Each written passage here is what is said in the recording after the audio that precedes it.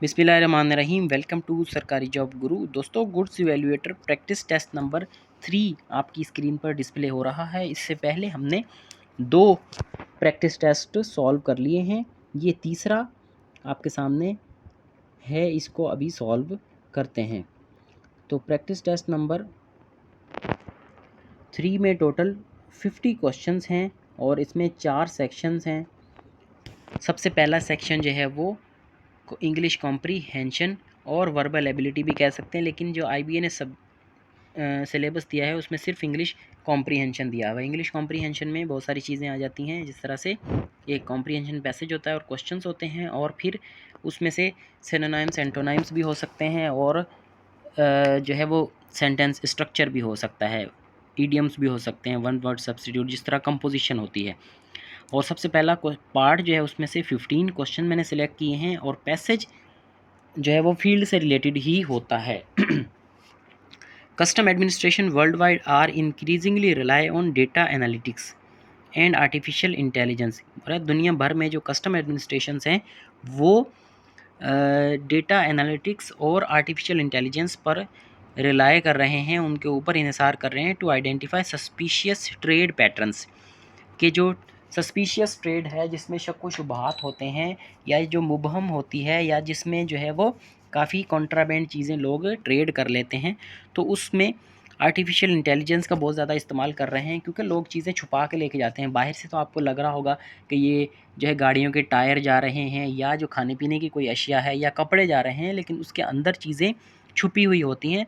तो इसलिए जो है वो आर्टिफिशियल इंटेलिजेंस का इस्तेमाल करते हैं चीज़ों को सर्च करने में, ढूंढने में, rather than physically examining every shipment. बोला फिज़िकली यानी एक एक शिपमेंट को सामने से जाके निकालना और हाथ से देखना, उसको सर्च करने से बेहतर है कि अथॉरिटीज़ जो हैं वो क्या करती हैं, रिस्क प्रोफाइलिंग टेक्निक करती हैं to target high risk consignment. ठीक है जी, वो देखती हैं कि कौन सी जो कंसाइनमेंट्स हैं उनमें रिस्क ज़्यादा हो सकता है। This approach enhances efficiency, reduce delays and improve revenue collection while maintaining border security. बोला इससे वो बॉर्डर सिक्योरिटी को भी मेंटेन कर लेते हैं, और फिर जो है उनका जो टाइम है वो बच जाता है, एफिशिएंसी ज़्यादा हो जाती है, और रेवेन्यू कलेक्शन भी ज़्यादा हो जाता है, क्योंकि जितने ज़्यादा वो कंसाइनमेंट्स को इंस्पेक्ट करेंगे उतना ज़्यादा उनको रेवेन्यू मिलेगा। अगर एक में ही लगे रहेंगी सारा अमला, 10-15 बंदे एक ही उसमें लगे रहेंगे, तो एक दिन में तो एक ही मुश्किल से सर्च कर सकेंगे। खैर, क्वेश्चन नंबर 1 की तरफ चलते हैं। According to the passage, risk profiling helps custom authorities to.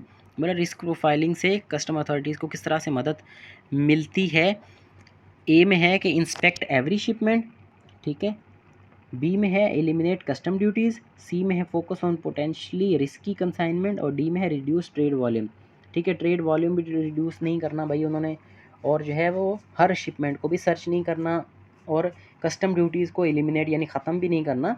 उन्हें फोकस करना है जो हाई पोटेंशियली रिस्की जो कंसाइनमेंट है, सिर्फ उनको टारगेट करके उनके सर्च करनी है।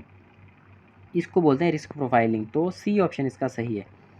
बी में है the passage suggest that data analytics primarily improves. इस पैसेज के मुताबिक जो डेटा एनालिटिक्स है, यानी जो अवेलेबल इंफॉर्मेशन होती है उसकी एनालिटिक्स करते हैं, उसको समझते हैं और उसमें से नतीजा अखज़ करते हैं, तो वो किस चीज़ को इम्प्रूव करता है। Political stability, custom efficiency, export subsidies, exchange rate. Political stability का तो जिक्र ही नहीं है, और बी में कस्टम एफिशिएंसी का जिक्र किया है उसने। एक्सपोर्ट सब्सिडी देने का तो जिक्र ही नहीं है इसमें, एक्सचेंज रेट का भी जिक्र नहीं है। तो बी ऑप्शन ही सही है, कस्टम एफिशिएंसी को ये बढ़ाता है।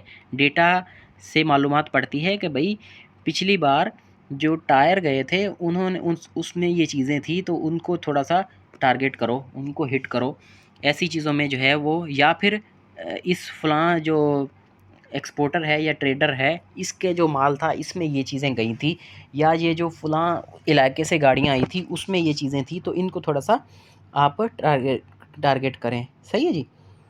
The word suspicious most nearly means. Suspicious जो अल्फाज इस्तेमाल हुआ है इस पैसेज में उसका मायने क्या है। अब आप ये ना कहेंगे कि ये सिनोनिम एंटोनिम का क्वेश्चन है, ये पैसेज में से वो पूछ लेता है कि जो अंडरलाइन वर्ड है उसकी मीनिंग बताएं, या ये पैराग्राफ में किस तरह से इस्तेमाल हुआ है ये पूछेगा।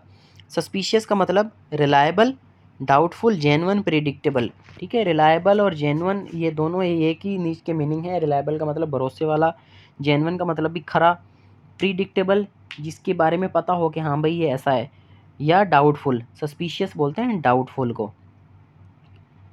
जिसमें शक हो जिस पर। क्वेश्चन नंबर 4 है the author's purpose is to criticize custom procedure. अब पूछ रहा है जैसे पिछले पैसेज में पूछा था कि ऑथर की टोन किस तरह की है, तो इसमें कह रहा है कि इसका जो मकसद है वो क्या है, कस्टम जो प्रोसीजर हैं, कस्टम के जो तरीक़ेकार हैं उसको क्रिटिसाइज़ कर रहा है, उसके पे तनकीद कर रहा है। बी में कह रहा है कि मॉडर्न कस्टम प्रैक्टिसेस को एक्सप्लेन कर रहा है। प्रोमोट इंटरनेशनल ट्रेड एग्रीमेंट, नहीं ट्रेड एग्रीमेंट की बात ही नहीं की उसने। कंपेयर टैक्स सिस्टम, नहीं इसके भी कोई किस्म की बात नहीं की। तो क्रिटिसाइज़ तो नहीं कर रहा है, एक्सप्लेन कर रहा है मॉडर्न कस्टम प्रैक्टिसेस को। तो चौथे का बी ऑप्शन सही है। पांचवा है the phrase risk profiling refers to. Risk profiling का क्या मतलब है, ये जो इसमें इस्तेमाल हुई है, कभी कभार इसको अंडरलाइन भी कर सकता है और कभी कभार ऐसे ही पूछ सकता है। टैक्स कलेक्शन, रिस्क प्रोफाइलिंग का मतलब क्या है, ए में कह रहा है कि टैक्स कलेक्शन, बी में है categorising potential risk, product valuation और कार्गो पैकिंग। देखें प्रोफाइलिंग का मतलब ये है कि उसकी एक वो प्रोफाइल बना रहे होते हैं, एक जो है वो डेटा इकट्ठा कर रहे थे, जैसे आप अपनी प्रोफाइल बना रहे होते हैं, अपना नाम, एड्रेस और आपका जॉब एक्सपीरियंस, एजुकेशन, ये सारी आपकी प्रोफाइल होती है। तो रिस्क प्रोफाइलिंग भी इसी तरह से बनती है कि भाई ये चीज़ें जो इस कंसाइनमेंट है ये हाई रिस्क में आती हैं, ये जो है लो रिस्क में आती हैं। तो रिस्क प्रोफाइलिंग में है पोटेंशियल रिस्क जो होते हैं उनकी कैटेगरीज़ को वो बनाते हैं कि ये कैटेगरीज़, बी कैटेगरी, सी कैटेगरी, यानी ए कैटेगरी वाले वो हाई रिस्क होते हैं, उनको तो उन्होंने लाजमी चेक करना होता है, मुख्तलिफ़ तरीक़ों से उसकी छानबीन करनी होती है। तो पाँचवें का बी ऑप्शन सही है, कैटेगराइजिंग पोटेंशियल रिस्क। छठा कह रहा है choose the synonym of diligent. Diligent का सिनोनिम बताएं, कि उसका सिमिलर वर्ड बताएं। डिलीजेंट का है केयरफुल, लेज़ी, इंडिफरेंट, वीक। ठीक है, डिलीजेंट का मतलब होता है कि बहुत ही ज़्यादा केयरफुल, मोहतात।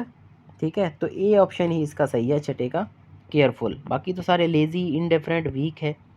सातवें में कह रहा है choose the antonym of transparent. Transparent का एंटोनाइम बताएं। तो ट्रांसपेरेंट शफाफ होता है, विजिबल का मतलब भी जिससे आसपास देख सके, क्लियर का मतलब भी जो साफ़ है बिल्कुल, ऑनेस्ट का मतलब भी ईमानदार या साफ़, ओपेक इसमें ऐसा अल्फाज है जो इसका उल्टा है ट्रांसपेरेंट का। आठवें में कह रहा है identify the correctly written sentence, के 4 सेंटेंसेस नीचे दिए हुए हैं, इनमें से कौन सा जुमला सही है, यानी उसमें एरर नहीं है, 3 में एरर होगा। Neither of the candidates have qualified. ठीक है जी, कि नीदर के साथ सिंगुलर्स में सॉरी नीदर हमेशा सिंगुलर में इस्तेमाल होता है, तो इसके साथ सिंगुलर वर्ब लगेगा। जैसे नीदर ऑफ द कैंडिडेट्स, अभी कैंडिडेट्स तो हैं लेकिन कैंडिडेट्स में से कोई एक भी नहीं। ठीक है, सब में से कोई एक भी नहीं, तो इसके साथ सिंगुलर होना चाहिए। हैव है ये प्लूरल के लिए, कैंडिडेट्स को नहीं ये क्वालिफाई कर रहा है, ये कह रहा है कि नीदर, कैंडिडेट्स तो ज़्यादा हैं लेकिन उनमें से कोई एक भी नहीं, तो एक को कर रहा है ये, तो हैव यहाँ पे गलत हो गया। बी में है neither of the candidate has qualified, तो ये सही है। सी में है neither candidates has qualified, neither के साथ हमेशा नीदर ऑफ दी कैंडिडेट्स कर देते हैं। Neither candidate have qualified, have वाला तो वैसे ही गलत है, ऊपर वाला सी में हैज़ था लेकिन नीदर ऑफ दी आता है, ये पूरा फिर जुमला सही होता है, तो इसका बी ऑप्शन सही है आठवें का। नवा है choose the correct preposition. The officers compiled dash the instructions. ठीक है, complied at dash the instructions. तो 9 में कह रहा है कि प्रेपोजिशन लगाएं टू, एट, विथ या ऑन। जो ऑफिसर था उसको जो इंस्ट्रक्शंस मिली थी उसके साथ उसने बिल्कुल उनके ऊपर अमल किया, तो टू तो नहीं आ जाता, एट नहीं, कंप्लाइड विथ ही आता है, जो भी इंस्ट्रक्शन मिली उसके साथ उसने बिल्कुल उसके ऊपर अमल किया, तो विद आएगा, सी ऑप्शन सही है इसका। 10 में कह रहा है कि सिलेक्ट दी पैसिव वॉइस, यानी इसका आपने पैसिव वॉइस देना है, एक्टिव वॉइस दिया हुआ है, the examiner approved the report. तो इसमें एक ही जुमला है जिसमें पैसिव वॉइस दिया हुआ है, the report was approved by the examiner. By the examiner इसमें लाजमी आना था, बाकियों के ऑप्शन जो है वो गलत है। क्वेश्चन नंबर 11 है one word substitution. A person who officially examines accounts, यानी जो पर्सन अकाउंट्स को एग्जामिन करता है, उनकी छानबीन करता है, उसको क्या कहते हैं? असेसर, ऑडिटर, इंस्पेक्टर या आर्बिट्रेटर। तो जो अकाउंट्स वगैरह की चेकिंग करता है उसको ऑडिटर बोलते हैं, ऑडिट करता है। 12 में है choose the correctly punctuated sentence. Therefore the shipment was detained.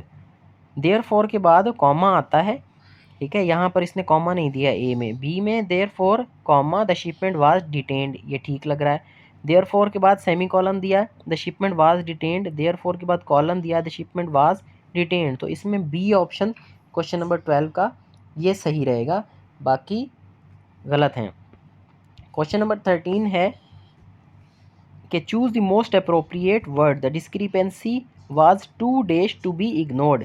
जो उसमें खुर्द-बुर्द थी, जो उसमें उसने चोरी की हुई थी रिकॉर्ड में, वो इतनी ज़्यादा थी कि उसको इग्नोर नहीं किया जा सकता। माइनर टू माइनर, सॉरी कि उस, ठीक है, माइनर यानी इतनी छोटी तो नहीं हो सकती जिसको इग्नोर ना कीजिए। टू है, ठीक है, ये टू जो है ये उल्टा मीनिंग दे रहा है कि वो इतनी ज़्यादा बड़ी थी कि उसको इग्नोर किया जाए, यानी ये नेगेटिव में आता है ये, ठीक है।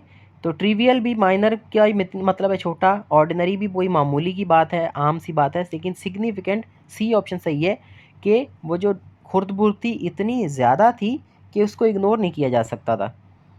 क्वेश्चन नंबर 14 में है idiom cut corners means work efficiently, take shortcuts, improperly draw boundaries, complete quickly. Cut corners का मतलब होता है कि किसी भी काम करने के लिए उसको शॉर्टकट तरीके इस्तेमाल करके और जो है ना वो जल्दबाजी में उसको कंप्लीट करने की कोशिश की जाए। तो बी ऑप्शन सही है। 15 में है identify this sentence with an error, कि ऐसा सेंटेंस बताएं जिसमें एरर हो। एवरी एम्प्लॉय वाज प्रेजेंट, ठीक लग रहा है ये। One of the officers have resigned, ये देखें वन ऑफ द ऑफिसर्स, एक के साथ हैज़ आना चाहिए था यहाँ। ऑफिसर्स को नहीं क्वालिफाई कर रहा है, ये वन को कर रहा है, हैज़ रिजाइंड, ठीक है। The report has been submitted, की रिपोर्ट जमा करवा दी गई है, ठीक है, लेकिन ये रिपोर्ट हैज़ बीन नहीं आएगा। Each candidate received a certificate. तो क्वेश्चन नंबर 15 में जो है वो इसमें दूसरे नंबर वाले में एरर है। एक बताना है जिसमें एरर था, बाकी 3 जुमले इसके बिल्कुल सही हैं।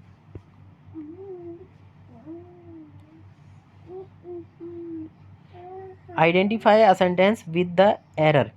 15वां कह रहा है कि इसमें एक सेंटेंस में एरर है, 3 जुमले सही हैं। Every employ was present, okay है। One of the officers have resigned, ये देखें इसमें गलती है कि ऑफिसर्स में से किसी एक ने रिज़ाइन किया है, तो one of the officers has resigned आएगा।